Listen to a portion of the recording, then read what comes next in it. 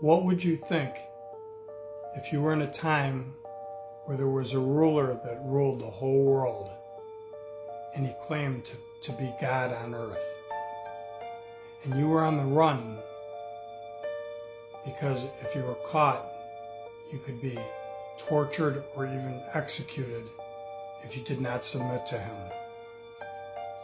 Or what if the world around you had so much disease that you could go to bed one night and wake up and half your family would be gone from the disease?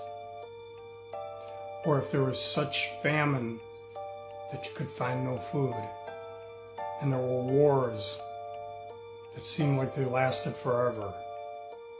Or what if you were in a time where all morality and Christian values came to an end and there was no limits to sin and indulgence,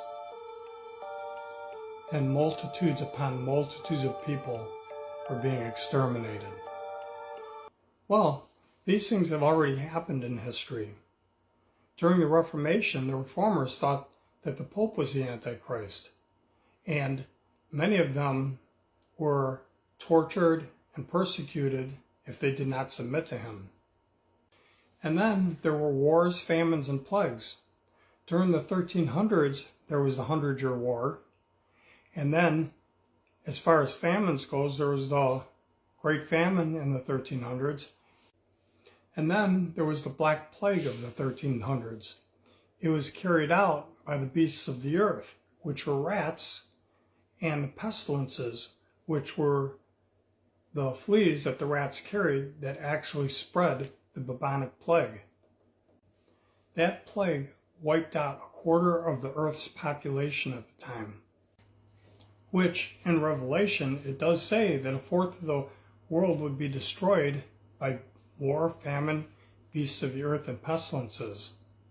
And then there was the reign of terror during the French Revolution, when the people got so tired of the clergy and the monarchy oppressing them that they decided to throw off the whole monarchy and the whole clergy.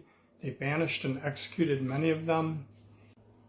And then indulgence and immorality had no limits. So we have to put ourselves in the places of the people back then. What would you think if all these things were going on? I know nowadays if these things were happening, people would definitely be saying the end is very near. As horrendous as these events were, are they the actual fulfilled prophecy, or are they previews of what's to come? What do you think?